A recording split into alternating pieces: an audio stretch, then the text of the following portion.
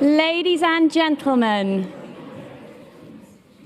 a warm welcome to you all for what is a very, very special evening. I'm Lindsay Gawley. I met Sally first when I joined ILC in 2011.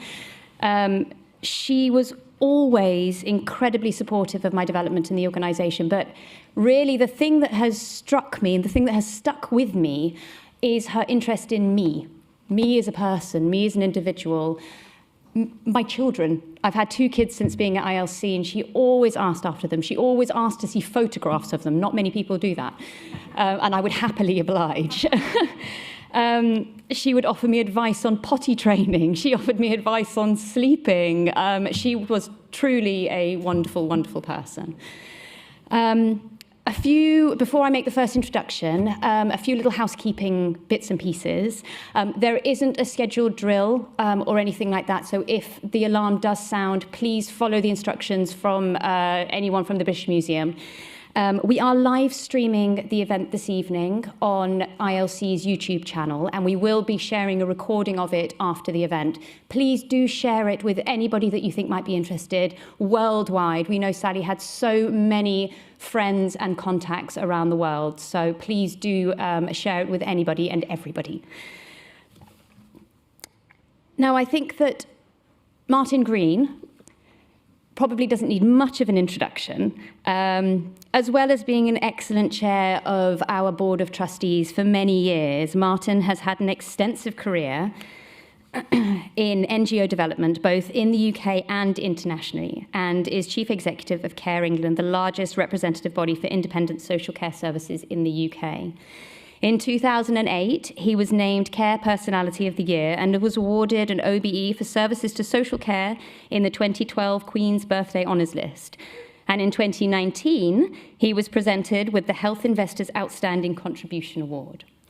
What many of you probably don't know is that tonight is Martin's last appearance as ILC's chair. So I wanted to take this opportunity to say a huge thank you, Martin, from all of us at ILC for the years of support and guidance that you have given us. Ladies and gentlemen, Professor Martin Green.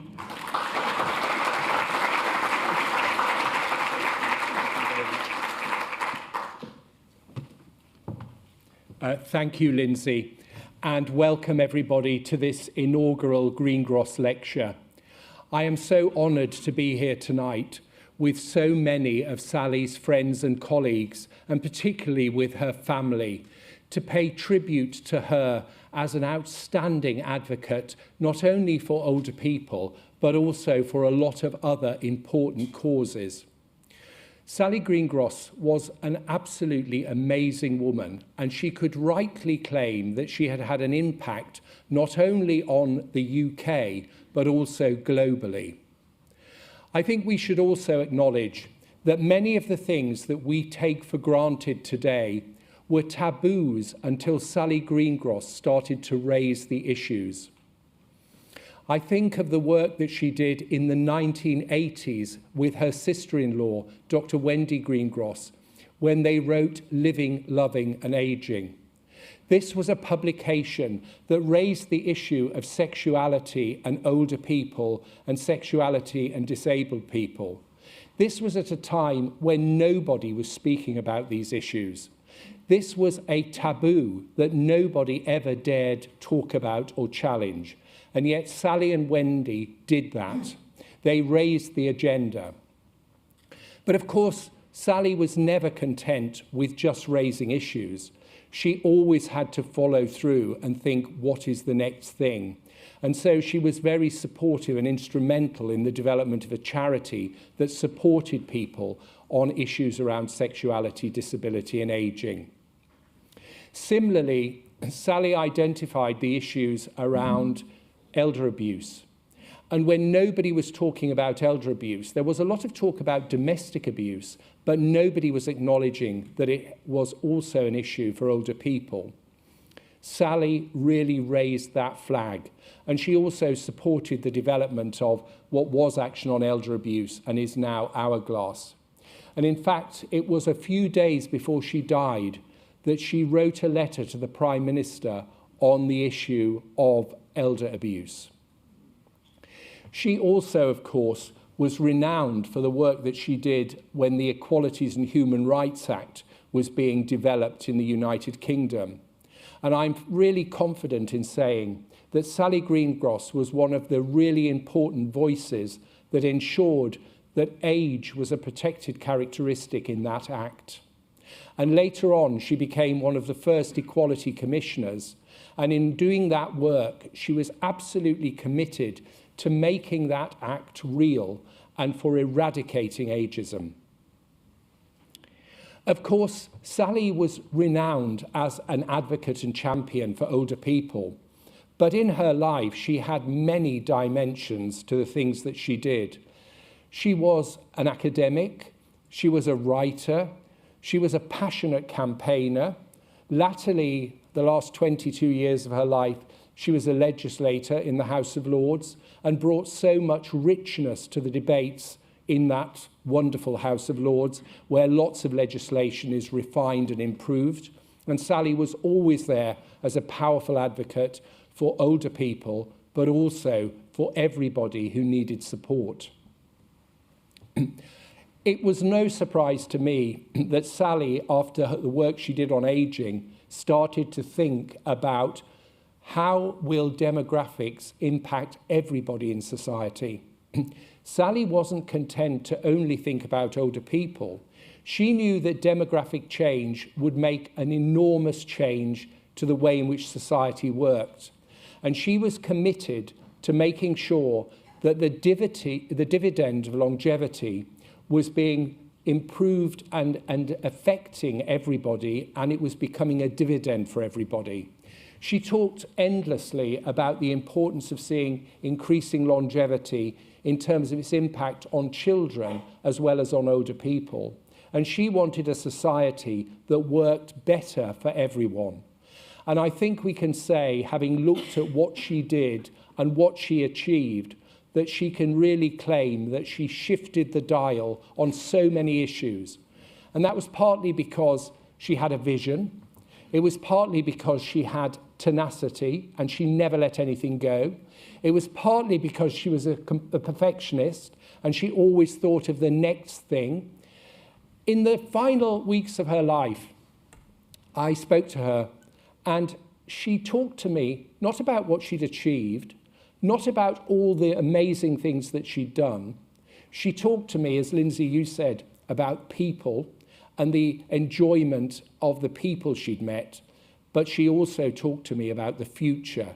She had her eyes to the horizon and always had her eyes to the horizon. One of the last conversations I had with her was about AI, and we debated what the impact of that might be in the future. And this is how remarkable, how forward-thinking, how visionary that she was. And one of the things we must all do is we must now build on her legacy. And that is why I am so proud to be here tonight for the first inaugural Greengross lecture. And I want this to be established in the calendar as a lecture that everybody wants to attend, a lecture where the really important issues of the future are debated. And of course, we can have no better first Greengross lecture than from Ashton Applewhite.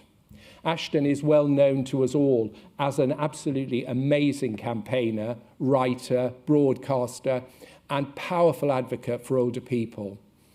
Her books are well read, well respected, well known. And Ashton, I know that you were a great friend of Sally's, and that you and she went on a trip in 2019, and she told me how much she'd enjoyed that, the opportunity to debate. And so we are delighted that you're going to give the inaugural lecture, because I think you have so many of the qualities that Sally had, and you are a visionary, and you will take up the mantle that she has now handed to you, and we will all make a commitment to do that, and we will start thinking about the future.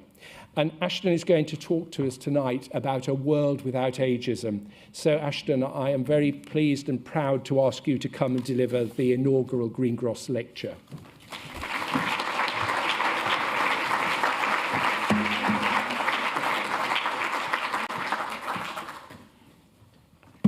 Let's see. interest of redundancy, there you have that. Thank you for I can't think of a more flattering way to be introduced than to think that I might resemble Sally in some way. It is such an honor to be with you today for the inaugural lecture and to celebrate the incredible legacy of Baroness Sally. Greengross is how New Yorkers at least say it. So, and as David said cheerfully, Sally won't care if you get it wrong. So, and thank you also to the Greengross family and the International Longevity Center for hosting this beautiful event. I have to confess right out the gate that I tried to get out of this engagement.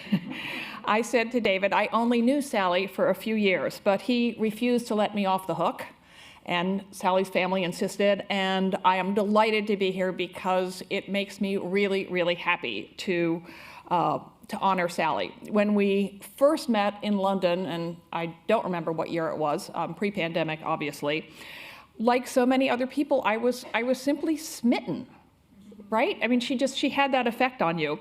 She gave me her card, and I am a thrower-awayer, as my partner who is here will attest, but I kept it as a kind of a talisman, a reminder of the pleasure of her presence. And she wrote her phone number on the back and invited me to tea in her sunny flat. And I was struck not just by the clarity and rigor of her thinking around anything to do with longevity, but also by her warmth and her immense love for her husband, Alan, and her 4 children, all of whom are here. 4 children in 4 years. I mean, I don't think I could have written a sentence for a decade after that. And we did meet again, as Martin referenced, on the campaign trail in Australia. And that's where the picture on your program was taken. And I love that picture because I think it attests to the pleasure that we took in each other's company. I'm here to talk about her vision through the lens of a pro-aging advocate at an extraordinary point in human history. We have an extraordinary opportunity for those of us with access to healthcare and education. For the first time in human history, 4 and even 5 living generations are becoming commonplace. And the roles and institutions around us were created when lives were shorter. And they have yet to catch up. And that gives us an extraordinary opportunity to shape a world that supports people of all ages across the lifespan. And this is why, in 1977, Sally established the International Longevity Center. We will not make the most of those longer lives without culture change, without challenging the mainstream narrative around age and aging, and without replacing it with a more nuanced, more positive, and more accurate one, right? Not happy talk, but accurate narratives. And this means confronting ageism at every turn, not adding it as a line item, but making it integral to every agenda in healthcare, in the workforce, in our communities, even in our personal relations, everywhere. If that sounds extreme, a thought experiment. Suppose we were here to celebrate the founder of the International Women's Center. How would challenging discrimination on the basis of sex shape our priorities? Challenging discrimination on the basis of age is equally central if we want to create an age-equitable world. Definitions, just in case anyone doesn't know them, that's what it says in the dictionary. We experience ageism anytime someone assumes that we are too old for something or too young, right? Ageism is any judgment on the basis of age. It cuts both ways. And it is any judgment about a person or a group of people based on how old we think they are. And it relates a lot to ableism, another important idea that goes too often unspoken about. Discrimination and prejudice against people with disabilities. It doesn't take much head scratching to realize that much, if not most, of our apprehension about getting older is actually about how our minds or bodies might change as we move through life. That's not ageism, it's ableism. Plenty of younger people have disabilities. Plenty of younger people manage to escape disability. Why are these distinctions important? Because we need to understand what we are up against. Both ageism and ableism are upheld by the belief that if you have a meaningful, desirable life, it means staying youthful and fit and disability-free, impairment-free. Good luck with that. All of us lucky enough to grow old, a privilege denied to many Black, brown people, and disabled people. will age into impairment of some kind. People age well not by avoiding disability and chronic illness, but by adapting to them. These are powerful generative processes that unite us all and inform what it means to be human. Prejudice is not about biology, it's about power. All forms of prejudice, ageism, sexism, racism, homophobia, you name it, are socially constructed ideas, which is a fancy way of saying we make them up, and we can unmake them. These ideas change over time, and they serve a social and economic purpose. Prejudice is not about who we are. It's about how we see ourselves, how others perceive us, and about how people in power assign meaning to those perceptions. Stereotyping underlies all prejudice, of course, the assumption that all members of a group are alike, and stereotypes are always wrong-headed and misguided, of course, but especially when it comes to age, because the longer we live, the more different from one another we become. And yet people tend to think of everyone in a retirement home as the same age, old, right? When they can span 4 decades. Can you imagine people making the same assumption about people between age 15, say, and 55, who are actually way more like one another than the old? Prejudice pits us against each other, and pitting young against old, like pitting groups of low-wage workers against each other or moms in the paid workforce against stay-at-home moms, is a time-honored tactic used to divide people and distract people who might otherwise join forces to challenge the status quo. This us or them logic always crops up around healthcare. Listen for it. Why should we spend money on older people when we could spend it on kids? It is not ethical or legal to allocate resources by race or by sex, and it is equally unacceptable to do so by age, period. So the next time you encounter that argument, I urge you to try and nip it in the bud right from the get-go. Say, no, the premise is not acceptable. Sally knew this. Over the years, she paid increasing attention to the effect of longer lives on intergenerational fairness. After all, aging is not something sad and icky that old people do. It is how we move through life. We are aging from the minute we're born, and we all need support of all different kinds all the way along. All prejudice relies on othering, seeing a group of people as other than ourselves, other nationality, other sports team, other religion. We always find something. The strange thing about ageism is that that other is ourself, our own future older selves. And ageism feeds on denial, our reluctance to admit that we are aging, that we might even be old. It is denial when we try to pass for younger or fudge our age on a job application or a dating site or socially, or believe in what anti-aging products promise, or get offended by the polite offer of a seat on the bus. That's actually more about ableism. Age denial blinds us to our own bias, and it perpetuates it in 1,000 ways. And I'm just going to run through a couple of them. Longer lives require working longer, saving more. And yet, even in the face of a global labor shortage, age discrimination in the workplace is rampant. I looked up and found on the internet just last week a big paper from the financial services giant company Allianz that opened with "no more time for ageism," unquote, and found that ageism is still pushing older people out of the workforce and keeping us out. Job seekers over 50 take twice as long to find jobs as their younger colleagues. And if we do succeed in landing an interview, it is often over the minute we walk in the door or turn on our camera. This gives many white men their first encounter with discrimination. The barriers are higher for white women and even harder to surmount for everyone else. And this is despite the fact that no generalization, no stereotype about older workers is true. There will be a Q&A, by the way, so you can ask me more about any of these things. And the personal consequences are devastating, and the costs to the global economy are in the trillions, and I think you could pick any currency for that, certainly dollars, certainly pounds, certainly euros.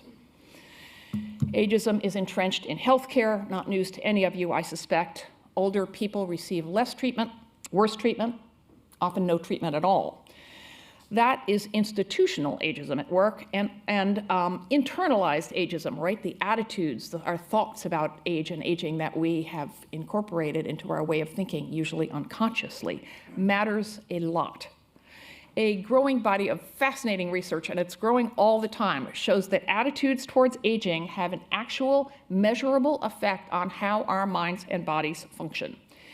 People with more positive feelings about aging, that's usually how the media states it, but I like to say people with more accurate attitudes towards aging, right? No happy talk, the scary stuff is all real also. But people with a more accurate attitude towards aging walk faster, heal quicker, live longer, the list goes on. And this is the reason that the World Health Organization, not the World Old People Organization, launched a fantastic global campaign to combat ageism almost exactly 2 years ago.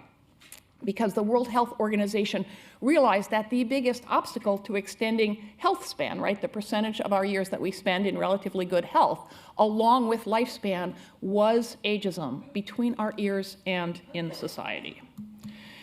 Sadly, there is no evidence that Sudoku or brain training makes you better at anything besides Sudoku and brain training. But here too, study after study shows that attitudes matter a lot. People who associate old age with growth and purpose are less likely to develop dementia, even if they have the gene that predisposes them to the disease.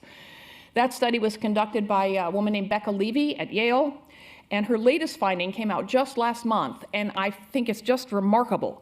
Positive age beliefs don't just prevent mild cognitive decline, they can actually reverse it and improve memory. I have never heard reverse in this context, but I trust her findings. And the thinking goes that these more positive beliefs help buffer us against stress. And of course, there's boatloads of evidence about all the ways stress is bad for us. And, and the stress comes from living in an ageist world, right? That devalues us and demeans us. And equating aging with disease and decrepitude, right? If our thoughts go unexamined, makes us more vulnerable to exactly what we fear. No surprise to any of you, I suspect, that aging is different for women. We face the double whammy of ageism and sexism. There's a double standard at work here, shocker. The notion that aging enhances men and devalues women.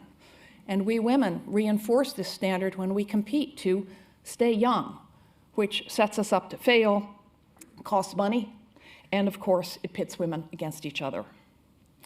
And this discrimination, the awful intersection of ageism and sexism, affects our income and our health and our well-being. Employers stop investing in women's careers a decade earlier than they do in men's. I mean, in the workforce in particular, women are never the right age. First, we're too cute and sexy to be taken seriously, and then we're too fertile to get promoted because, of course, your uterus and your brain cannot work at the same time.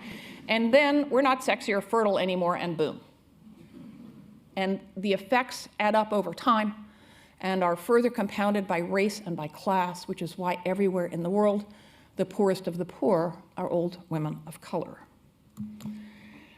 Today happens to be World Elder Abuse Awareness Day, which was recognized by the United Nations in 2011. It's pretty awful that such a day even has to exist, especially in view of a UN estimate that only 1 in 24 cases is reported. In other words, 95% of cases go undetected. As Martin pointed out so eloquently, this issue mattered a great deal to Sally. To quote Dr. Robert Butler, who founded the International Longevity Center in New York and was a great lifetime friend of Sally's, and he coined the word ageism. His quote is, "Ageism allows younger people to see older people as different than themselves. Thus, they subtly cease to identify with their elders as human beings," unquote. That's that othering thing, again, in a particularly ugly rendering of it. And when we see people as other than ourselves, their welfare seems less of a human right. Unlike domestic violence, as Martin also pointed out, or child abuse, we don't talk about it much, and neither do many of the victims, who are ashamed to ask for help and embarrassed by their vulnerability, and worst of all, think they may not deserve it. That is internalized ageism, right? When we accept these messages that to age is to lose value as a human being. I mean, it's that ugly, and it becomes part of our identity. So that's when you get the structural, internal stuff reinforcing the structural stuff. And last but not least, ageism divides us. Discrimination, sanctions, segregation, and isolation, which are the biggest threats to a good old age. Feeling alienated from older people and apprehensive at becoming like us is not natural. It is not inevitable. Age segregation impoverishes us all, young and old alike, because it cuts us off from most of humanity, especially in the United States, where very few people have a friend who's more than 10 years older or younger. So that is why it is so important to make friends of all ages. Do you tend to head for people your own age when you enter a room? We all do. Try to break the habit. Think of something you like to do, concert going, playing cards, and find a mixed age group to do it with. Making a significantly older or younger friend is itself an anti-ageist act. It's how we create incremental social change. It's how we bring young and old together, another of Sally's explicit priorities. Because otherwise, each generation has to figure out on its own just how dumb and destructive it is to fear growing older. I mean, again, there are aspects, of course, for each of us that are a legitimate case of concern. But to fear aging with a capital A, you know, and think about how much of our youth we squander on worrying about it, and only when we get further down the hill, down the line, oops, that was a Freudian slip, further down the path, you know, which most of us in this room are, do we realize, you know, how much energy we wasted worrying about it. Everyone, everywhere is living longer. To take advantage of this quote-unquote longevity dividend, I love that phrase, we need to quit the reflexive hand-wringing, right, and challenge the ageist and ableist assumptions that underlie the hand-wringing. It's one of my pet peeves. The minute aging comes up, everyone gets all, you know, long-faced about it. And we need to think realistically and imaginatively about how to shape the age-integrated, mixed-up world that we all hope to live long enough to inhabit. Sally knew this. I'm going to quote her. In a world that often defines and limits people by age, we believe that if people, society, policymakers, and organizations really considered all phases of life when planning and making decisions, then we won't notice age, and people are just people, and age is irrelevant, unquote. I describe this world as one in which we claim our age without shame or pride, alongside other identifiers like where we came from or what language you speak. A world in which no assumptions or judgments fall into place the minute we learn how old someone is, which, again, we all do. No judgment about these habits. They are habits, and we have grown up in a world that has drummed them into our head. But we all do that the minute we have a number. A world in which age is no barrier and conveys no privilege. That is a world without ageism. So what would a world look like if it were unbound by ageism? I want you to imagine, while I read some answers to a question that was posed by an organization in the US called Changing the Narrative, and asked of a bunch of people in this field in May, which is Older Americans Month in the US. An actor said, age would be just a thing and not a thing. A foundation officer said clinicians would be empowered and expected to listen to what matters to older adults and to shape care decisions based on those priorities. A filmmaker said intergenerational connections would be the norm.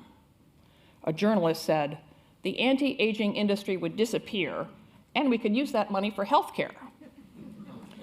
A gerontologist said, in a world without ageism, everyone would feel they were part of something, that they were important, that they mattered. A community planner said we would ditch the invisibility cloak that comes along with retirement.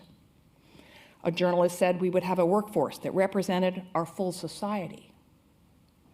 A marketer said we would all be age blind and celebrate the fact that 4 million of us will be living to 100 by 2030. That's a great thing, and I want to be part of that 4 million club.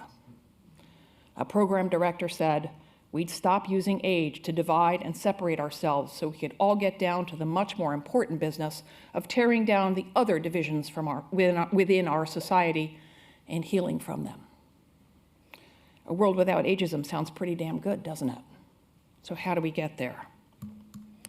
Join the movement to end ageism. It is underway. Dismantling ageism is going to take a mass movement like the one in the 20th century movement that catalyzed a mass shift of visibility and voice for women around the world.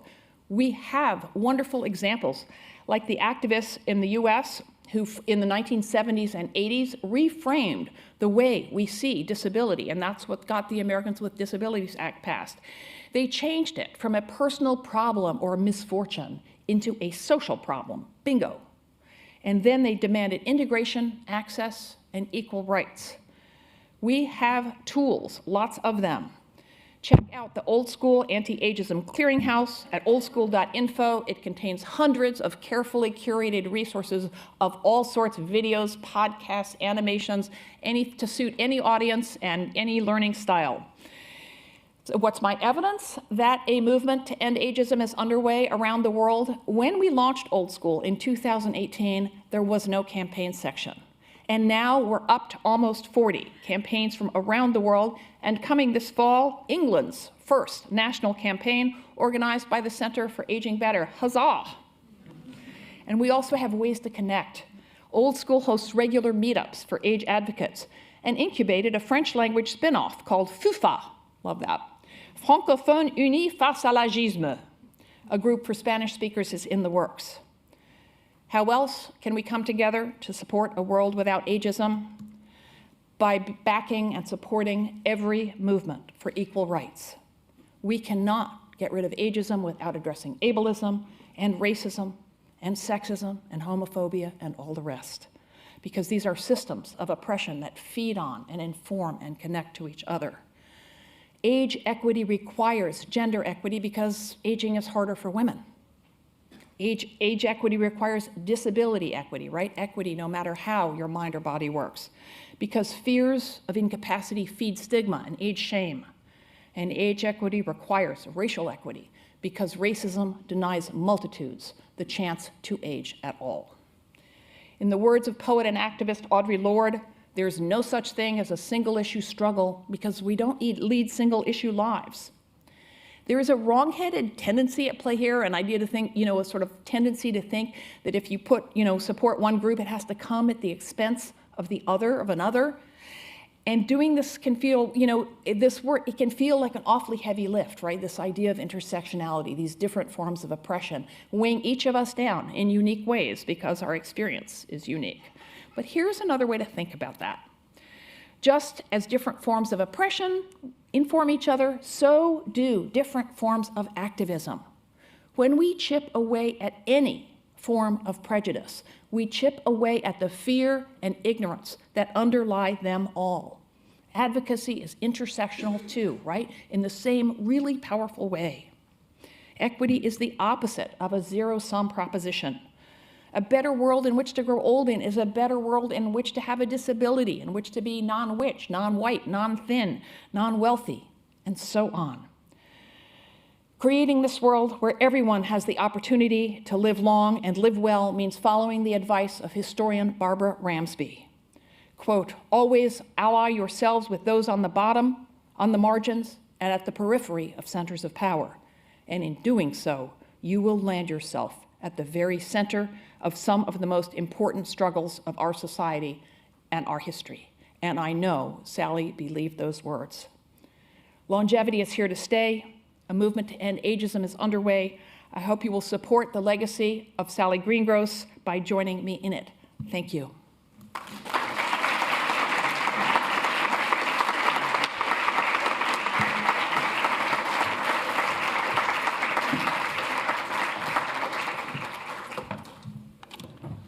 Well, thank you very much, Ashton. That was an amazing presentation. And we now have an opportunity for people in the audience if they want to ask questions. Lady over there, somebody will give her a mic in a moment.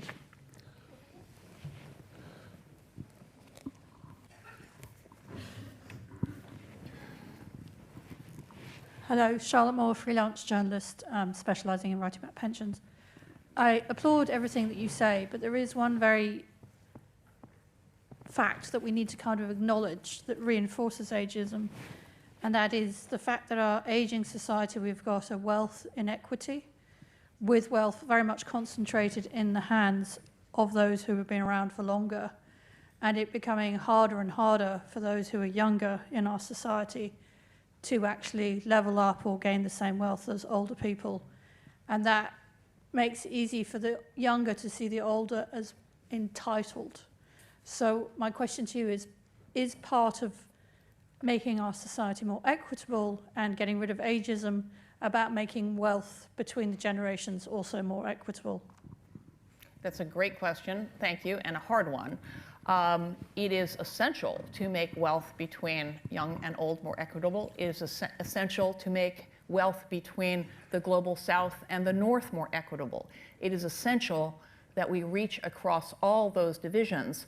But what's really critical is to avoid the really human tempting tendency to frame this in terms of older people versus younger people, greedy old people versus young people who need more. Because we always need to zoom out and look at where the systems, what are the larger systems at play. There's a great quote by a scholar in the United States named Amos Wilson. If you want to understand any problem, he says in the US, but it's really in the world, don't look at who suffers from it. Look at who benefits from it. Income equality inequity does not discriminate by age. There are many, many older people, especially older women, everywhere in the world who are desperately poor. There are many young people, fewer, because age is real. When we live long, we have more time to work and to acquire assets. But that doesn't mean that there are not older people who deserve support. And the real culprit here is frankly, global capitalism and placing the welfare and profit margins of corporations and the proverbial 1% ahead of the well-being of the other 99% of humanity, no matter what age they happen to be. And for sure, we are going to need to mobilize young and old alike to bring about the frankly revolutionary change that is necessary to do so. And that means avoiding framing the villains as older and the heroes as younger, or vice versa, and working to overcome that divide along with all the others to unify against remember, prejudice pits us against each other to maintain existing power systems. And when we think of it that way, the greatest wealth transfer in history in the United States is already underway as people my age start to die and leave our wealth to younger people, which is of course what we are eager to do. Some people don't want to do that. Some people are greedy and selfish, but they're not that way because of their age. Thank you, Ashton. Lady over here.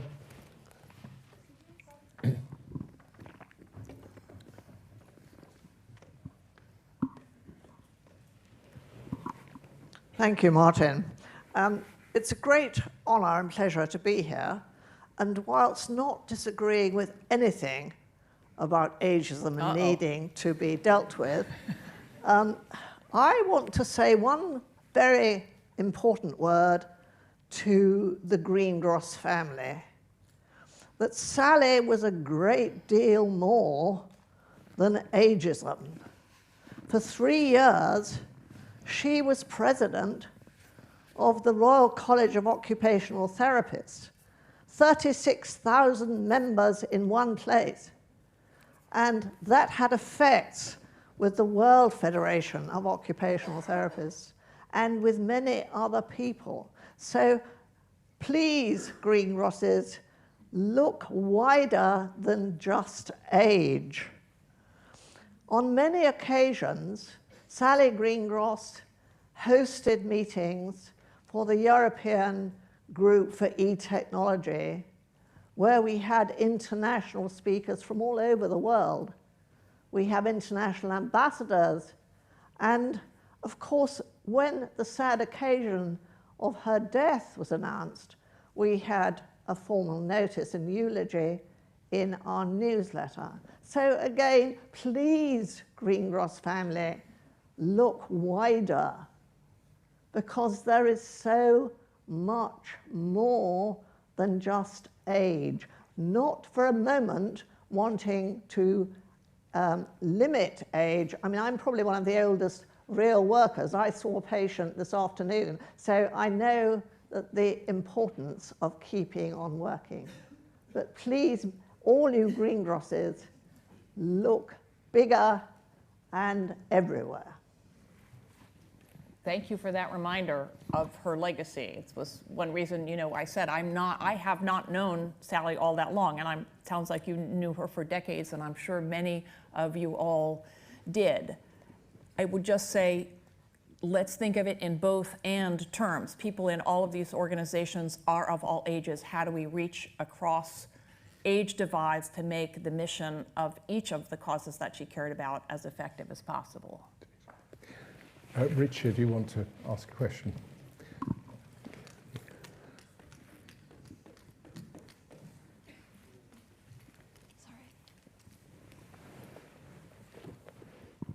Thank you for an excellent lecture, Ashton. Really enjoyed it.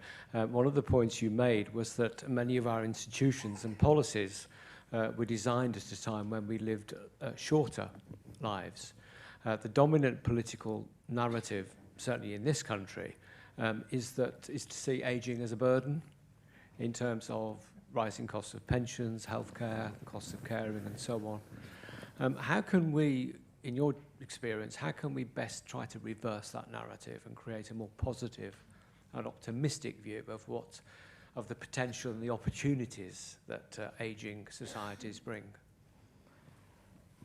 That's a huge question, and it depends on, of course, the perspective and point of view that anyone listening here possesses, because each of you have a different take and unique experience to bring to bear on that. I mean, there is, you know, if facts and data changed people's minds, then it would be enough to point out I heard it just this afternoon at lunch, the many million-dollar value that older people contribute to the economy. So there is the fact that, you know, that older people are not, in fact, a burden to the economy, a burden unless you think of it purely in deficit terms. I mean, for a perfect example is that much of the unpaid labor that older people do has enormous economic value. You know, even if all we're doing is, air quotes around that for anyone just listening, is, you know, perhaps watch a grandchild so that the child's parents can go off to work. Well, we are enabling, you know, the machine to keep going in that way. And so the narrative is false economically. I think I would urge you to look at oldschool.info for all kinds of information that is a counter to this narrative. It is important to address the fact that an aging population is going to require support in ways that did not exist. It's important not to brush it under the rug. But a metaphor, I'm sure you're familiar with it, the silver tsunami, right? I mean, that is a terrifying, vision of this wave of old people that are going to suck all the good things out to sea and leave young people gasping for air on the shore. We are not a tsunami. We are the best studied demographic phenomenon in history, and we are lapping up on a shore, not crashing on some, defenseless populace. So let's look at why. The question is, why are we not better prepared? And we are not better prepared because we're not very good at looking ahead, but also because of an aversion to deal honestly with the fact that we are aging. I mean, I do think on an individual level, it comes around to a, sort of reluctance to acknowledge. I mean, I would love to hear your answer to that as well.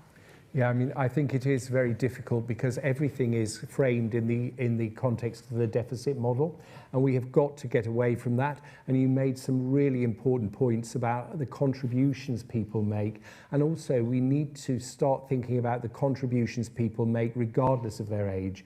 This needs to be about people and what they contribute, and we all at various points in our life need support, and it's just about recognizing that if we work collaboratively, if we come together as a society, we will benefit, all of us, by acknowledging that we all are at various points in our life both contributor and people who need support.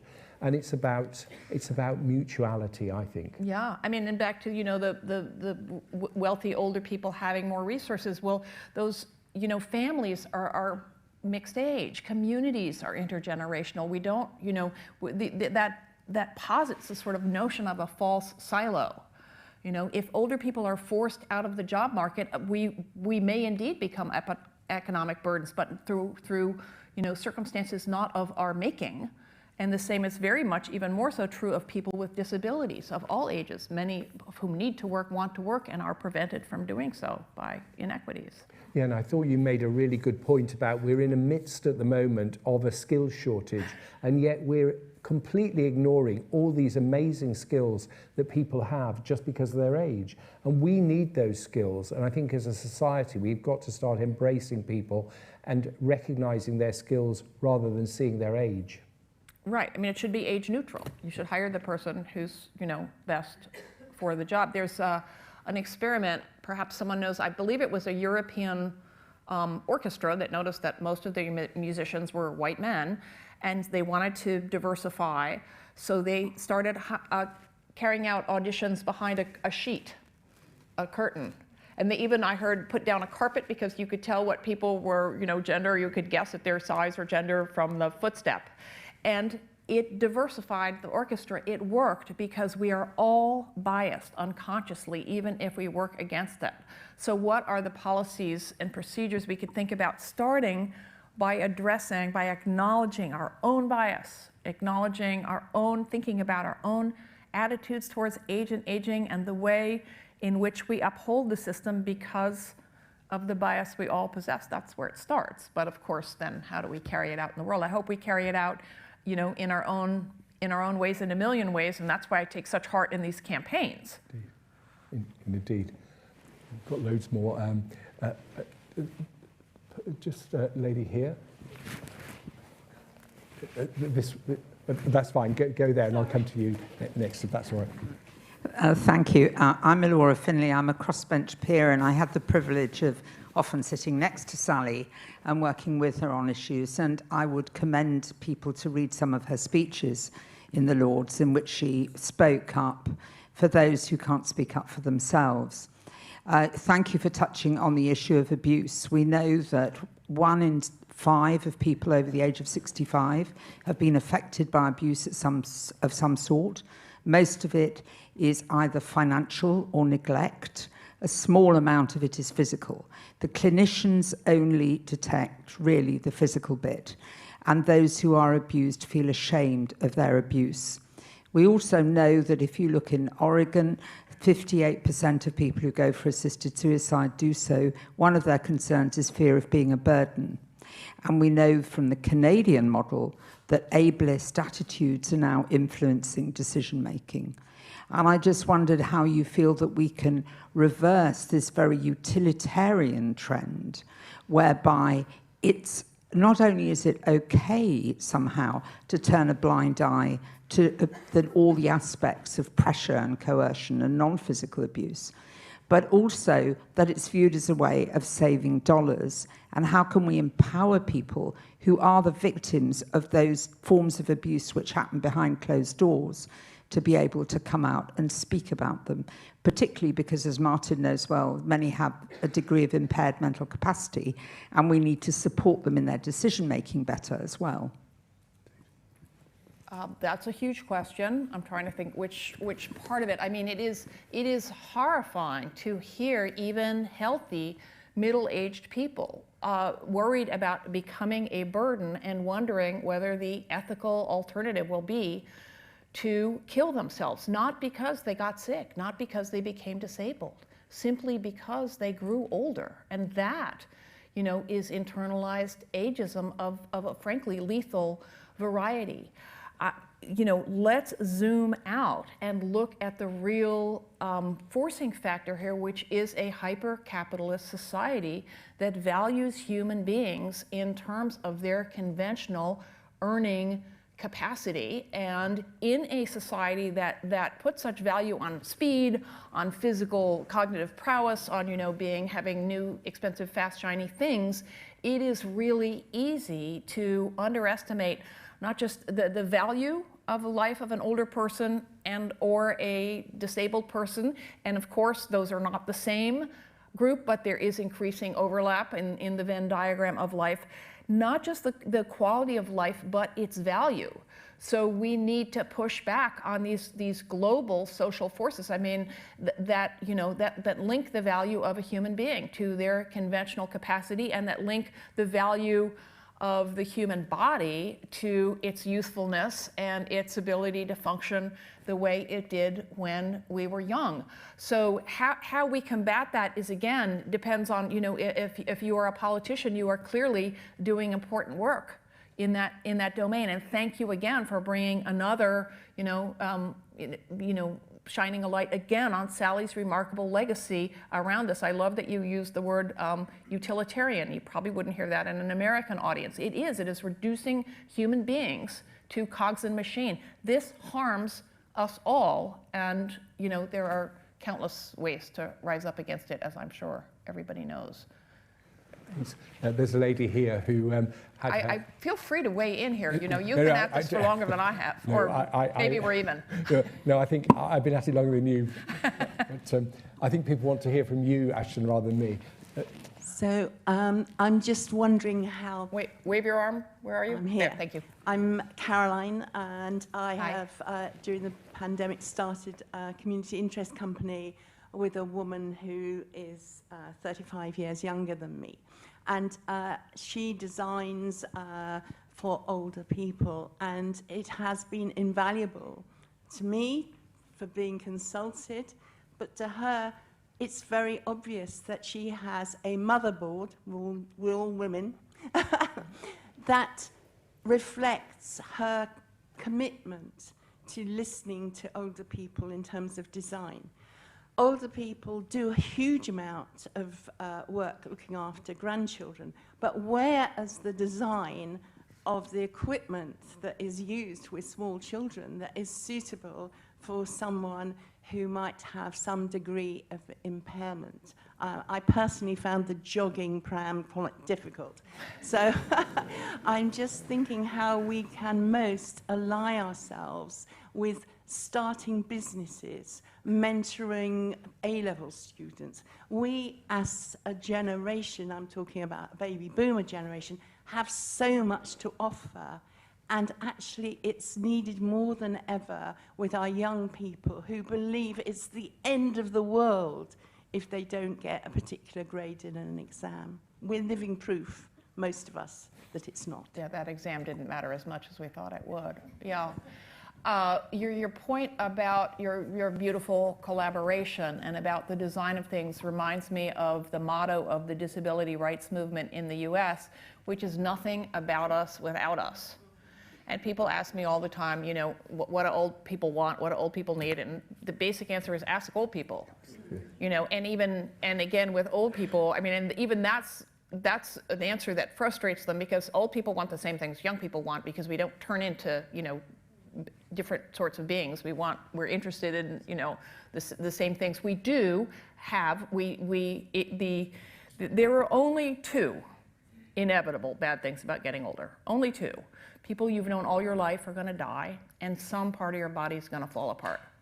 So older people do need bigger fonts, perhaps, but so do young people with vision impairments. We do want interfaces that we can understand. Although an anecdote I heard about that is that older people, and it's sadly true of me, embarrassingly, but when I can't figure out how the damn bank app works, I think I'm an idiot.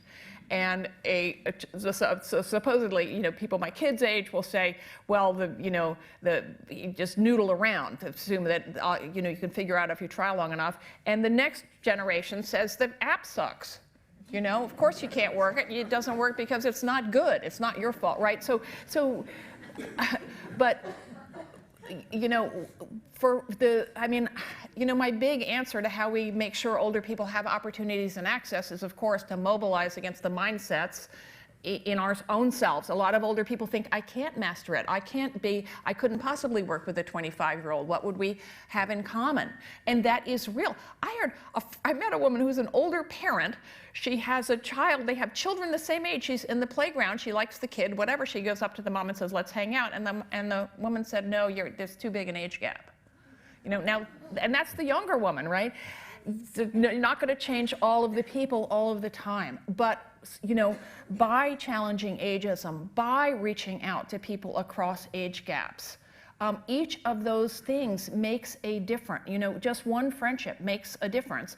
And when we, think of, I take great hope. I think one of the reasons that the movement against ageism is gaining ground pretty rapidly is that the idea of intersectionality, that all these different forms of prejudice are real, is much more common knowledge among younger people. And when I say, what do you think of as criteria for inclusion or diversity, people don't yet always mention age, but when they don't mention age, I say, how about age? And no one says, that's a dumb idea. No one says, let me get back to you, right? So what we can do is if age isn't advertisements, a million ways and to call back, where are the older people? Where, nothing about us without us. And press back in whatever ways we can, in whatever ways are safe for us to do so, because the rewards are tremendous, and the rewards are not just valuable for the older people who are eager for things to do, often desperately need the money, but your younger associate is, I guarantee it, a lot less afraid of getting older because she sees the way that you inhabit your age and, like being the age you are, I assume, along with various inconveniences that also come along with it. Thanks. Gentleman there, and I'm afraid this will have to be our last question. Time has beaten us. I represent the other side of the pond here. First of all, thank you for a great presentation. Question though, we are about to have one of our elections, and the major attack is going to be the fact that the particular person running from one of these parties is going to be and is being attacked because of his age. What would you recommend his associates and the media, et cetera, do so it doesn't become the issue that he's too old? Yeah, well, I actually see, I mean, it's interesting to me that his opponent, who shall not be named, doesn't get that, no one's calling him out for his age, and I think it's because, in this context, that old is being used as a proxy for dull. If Biden weren't dull, there would be a lot. However, thank God he's not non-dull in the same way that we know who is. But here is where the fundamental issue is that it is no more okay to say someone is too old for the job than it is to say you're too fat for the job, you're too queer for the job, the issue needs to be about your record and your goals and your ideals. What are you actually, what have you done so far, and what do you say you're going to do? And that it is just like the argument about how it's not okay to allocate healthcare by race or by sex, it's not okay to judge a person by any aspect of themselves that they cannot change. Where I take heart is that, and a lot of the discourse around Biden is actually ableist. Right? It's about the fact that he has had a stutter, that he's had his whole life, that he stumbles, well, at least he's up on a bike,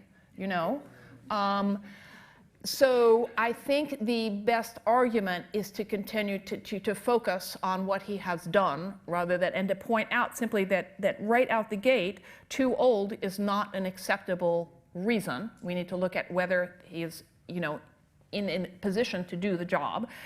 And I take heart in the fact that 4 years ago, everyone was only 4 years younger.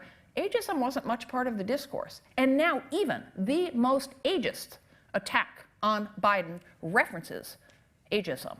And that is culture change. And what you can do and what we can all do is to point out those contexts and add the ableism piece of it too, because that is how we change the culture together.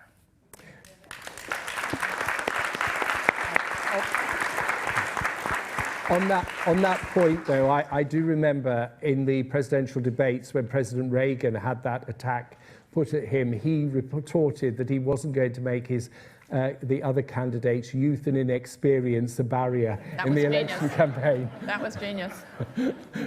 Anyway, thank you, Ashton, so much for an absolutely amazing lecture and also for a very good discussion afterwards. Thank you. Sally would have really loved to be here. I wish you were here. And she would have enjoyed this discussion. And I think, you know, you made so many useful points in what you said today. But I think one of the things that I take away from it is the fact that we must all work together and we must also challenge all discrimination, because ageism has its roots in all discrimination. Absolutely. And that has to be where we focus our attention in the future. And we have to do this. But that wherever you focus your attention, you are helping to make the world better for older people. Absolutely. You don't have to choose. Yeah. No, you don't. No, exactly. And also, we cannot afford to lose the incredible amounts of skills, experience that older people provide. As a society, we need that. And that's something that we all need to acknowledge. So I want to thank... And if we want people in the room to not just be all white and relatively well off, it is essential that we act in solidarity with these other movements. No, absolutely. And to make this a global issue. Very much so. So thank you so much, and thank you very much for all the things, the stimulating things that you've said. And now there is an opportunity for us to go down to the Great Hall and have a drink. Excellent. So thank you, everyone.